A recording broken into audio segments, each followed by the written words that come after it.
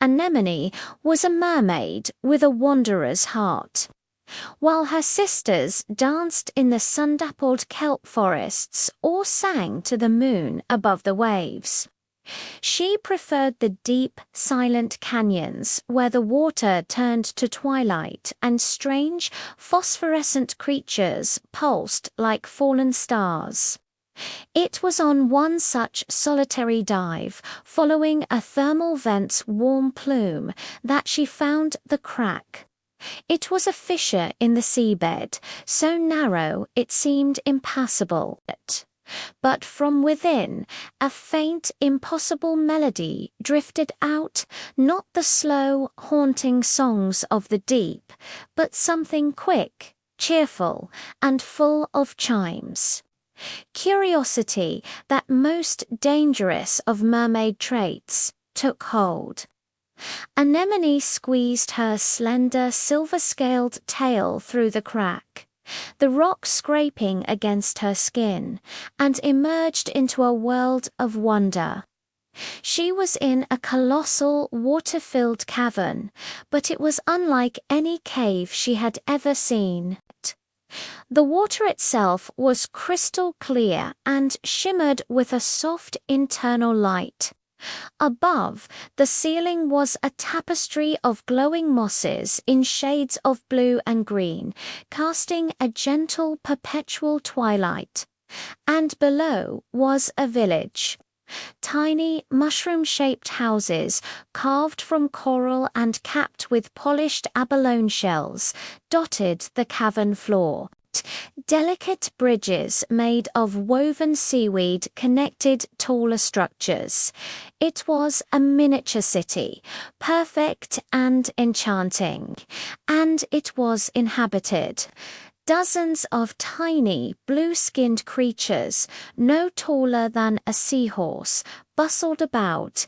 They wore little white pants, and their pointed white caps bobbed as they swam.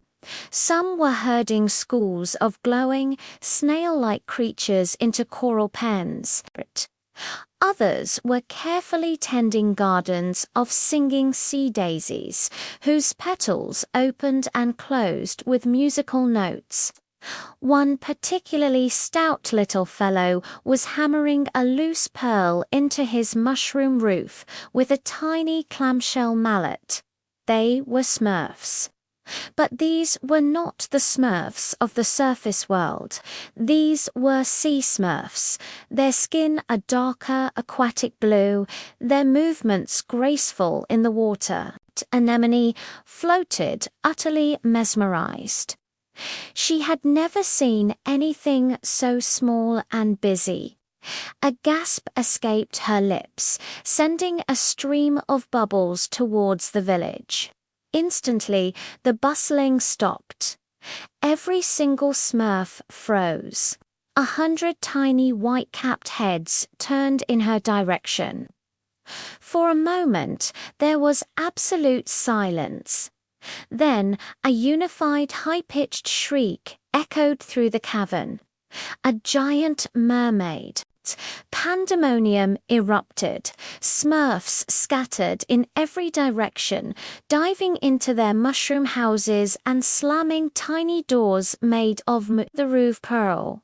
The one on the roof dropped his mallet and zipped inside so fast his white cap spun. Anemone's heart sank. She hadn't meant to frighten them. She slowly retreated towards the cavern wall, trying to make herself look smaller.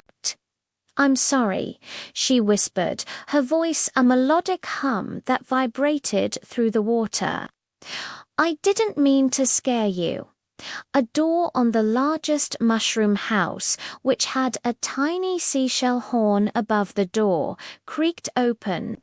An old Smurf with a long white beard and a sage-looking expression swam out.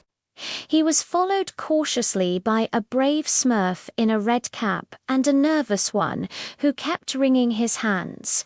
Papa Smurf, the nervous one, squeaked, "Is it going to eat us?" Now, clumsy Smurf," said the old Smurf, his voice a kindly burble. Let us not be hasty. He swam a little closer to Anemone, peering up at her. You are a long way from home, child. My name is Anemone, she said, dipping her head respectfully. I was exploring your village. It's beautiful. Papa Smurf smiled, his eyes crinkling. Well, thank you, Anemone. I am Papa Smurf. This is Hefty Smurf. He gestured to the one in the red cap, who puffed out his chest. And you've already met Clumsy Smurf. Hefty Smurf swam a confident circle around Anemone's tail.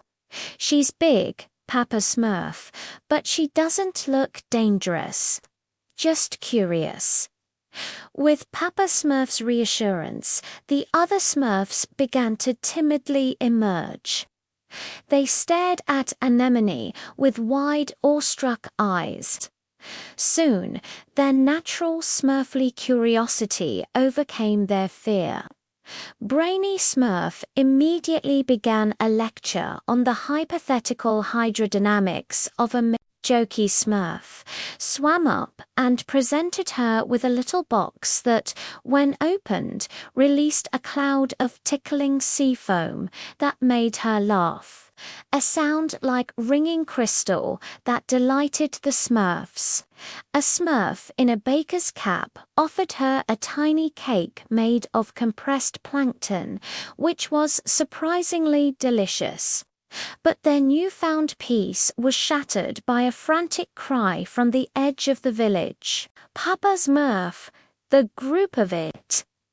It's back, and it's heading for the glowing snail pens. A wave of panic swept through the Smurfs. The Grouperfish, it turned out, was a grumpy, enormous old fish that saw their snail herd as an all-you-can-eat buffet. It would smash their delicate coral pens and ruin their primary source of light. Hefty Smurf rallied a few others, brandishing tiny spears made of stingray barbs, but they looked hopelessly small.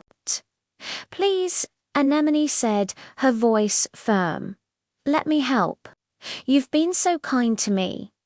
Before Papa Smurf could answer, the group of fish arrived. It was indeed massive, with a grumpy, bulbous face and a mouth big enough to swallow a dozen Smurfs at once. It charged towards the pens. Anemone didn't hesitate. She was a creature of the open ocean, strong and fast. With a powerful flick of her tail, she shot between the Grouperfish and the pens. But she didn't attack it. Instead, she began to sing. It was not a gentle lullaby, but the powerful, commanding song of the deep Merfolk, a song that could calm tidal waves and soothe leviathans. The water around her vibrated with the ancient melody. The Grouperfish stopped, confused. Its beady eyes lost their aggressive glint. Anemone swam closer, her song weaving a spell of peace around the grumpy creature. She gently nudged it, guiding it away from the village and back towards the cavern entrance, where she sang it a final, soothing note and sent it on its way. When she returned, the Sea Smurfs were waiting in a silent, awestruck group. Then they erupted in cheers. "Hooray for Anemone!" they cried, their tiny voices creating a joyful cacophony. That evening, the Sea Smurfs held a feast in her honor. They ate kelp cakes and sun gold soup and danced to the music of the sea daisies. Anemone learned their names and their stories, and she told them of the vast ocean above. She was no longer a giant intruder, but a guardian and a friend.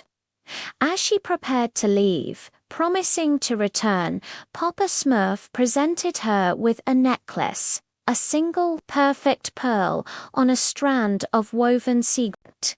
So you will always remember your Smurfy friends under the sea, he said, his eyes twinkling. Anemone swam back through the fissure, her heart fuller than it had ever been. The ocean suddenly felt less empty. She had discovered more than just a hidden cavern. She had found a tiny, blue, wonderful secret, a world of friendship and song nestled in the deep, and she knew her adventures were only just beginning. The end.